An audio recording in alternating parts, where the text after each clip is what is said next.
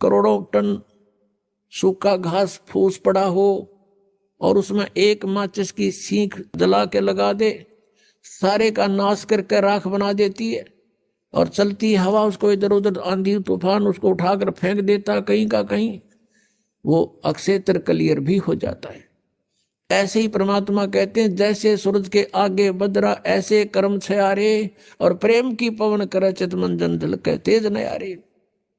प्रेम की पवन चलेगी जब परमात्मा के मंत्र के साथ, वो तो फूंक देगा, और फिर प्रेम की पवन और करे चित मंजन, भगवान में एक प्यार जागृत होगा, आंखों से आंसू चलेंगे।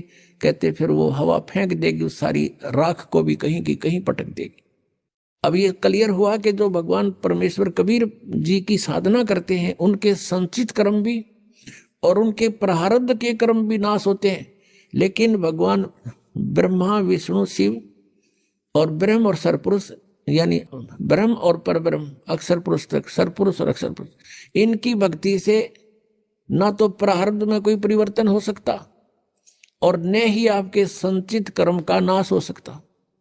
क्रियामान कर्म ज्ञान से कुछ बचाव हो जाता है, संतों का संग करने से, ज्ञान के समझने से कुछ पापों से, क्रियामान पापों से बच सकते हैं। जो कर रहे हैं उनसे कुछ फर्क पड़ जाता है, लेकिन प्रारब्ध में कोई परिवर्तन नहीं होता। जैसे भगवान श्री विष्णु जी को श्राप दिया था नारद जी ने भगवान से विष्णु रूप मांगा था, हरि रूप विवाह कराने के लिए, और विष्णु जी ने उनको, यानी भगवान ने उनके बंदर का मुंह लगा दिया। जब नारद जी को पता चला कि तेरे साथ शरारत कर दी विष्णु जी ने, उसको श्राप दे दिया कि आज तूने मेरे को बंदर का मुंह लगाया है। मैं एक औरत के लिए आज मैं व्याकुल था, एक पूरा जीवन तू अपनी पत्नी के वियोग में बितावेगा। उसका श्राप का फल भी भगवान विष्णु ने श्री रामचंद्र रूप में भोगना पड़ा। और जो मुंह तूने मेरे लगाया है, इस मुंह के जैसे व्यक्ति यानी जीव तेरी मदद करेंगे। बंदरों ने उनकी मदद की। और फिर श्री रामचंद्र जी रूप में यानी विष्णु जी ने जन्म लिया। वो सारा आपने सुन लिया कि उन्होंने किस किस प्रकार वो अपना जीवन व्यतीत किया। और जैसे ये भी आपने सुन लिया कि उन्होंने बाली को मारा था, वो उनके प्रारब्ध में लिख दिया गया, तो उसका बदला भी उन्होंने भोग कर ही पूरा करना पड़ा। वो उसको नाश नहीं कर सके, अपने प्रारब्ध के पाप कर्म को भी नाश नहीं कर सके, वो भी भोगना पड़ा। अब प्रसंग चल रहा है कि हम तुम कौन राम का जपते जापम, और ताते कटे ना ये तीनों तापम। अब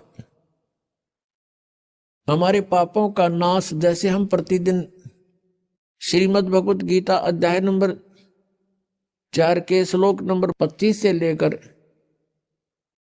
और 31 तक ये वर्णन किया है कि अर्जुन, जैसे सभी कर्म भले ही उनमें पाप भी हो रहे हैं, वो त्यागे नहीं जा सकते।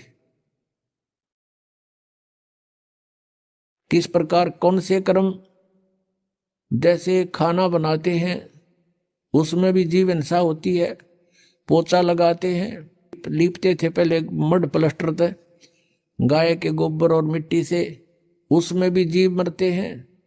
खेती करते हैं किसान, उसमें भी खेती में भी जीव मरते हैं। तो ये कर्म, जैसे व्यापारी व्यापार करता है उसमें भी जीव मरते हैं, कणक तोलते हैं और सौदा करने के लिए इधर उधर जाते हैं गाड़ियों में या वैसे पैदल।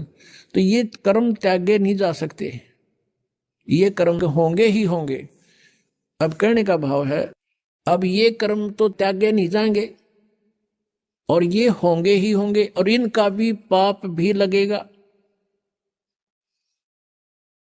लेकिन जब हम पूर्ण परमात्मा से वो लाइसेंस बनवा लेंगे, यानी पूर्ण परमात्मा की शरण में, और उसके प्रतिनिधि से ड्राइविंग लाइसेंस अर्थात दीक्षा प्राप्त कर लेंगे, उसके बाद इन कर्मों का फल आपको भोगना नहीं पड़ेगा। उसमें परमात्मा ने बताया है कि इच्छा कर मारे नहीं और बिन इच्छा मर जा, कह कबीर तास का फिर पाप नहीं लगा। हम अपने उद्देश्य को लेकर के सफर कर रहे हैं। जैसे किसान खेत में जाता है, फिर हल जोतता है, यदि उसके पास ये नाम नहीं है, ये सच्चा नाम नहीं है, तो उसकी कहते हैं एक हलाई में, एक हलाई ज्यादा से ज्यादा 30 फुट चौड़ी और 200 फुट लंबी ला लो, 40 फुट चौड़ा और 200 फुट लंबा, ये एक क्षेत्र, इतने टुकड़े में एक अलाई में हाड़ी को, किसान को इतने पाप हो जाते हैं जैसे 1000 कसाईयों को लगते हैं। अब वो पाप उसके बैंक अकाउंट में लिखे गए, फिर उसको पुण्य भी मिलता है किसान को। जैसे खेती बनी, उसमें से कनक झड़के जमीन पर गिरी, उसको जीव जंतु कुछ पक्षी खा रहे हैं, कुछ कीड़े मकोड़े उठा ले गए, बिलों में ले गए ठा के, तो उससे उसका पुण्य भी बना।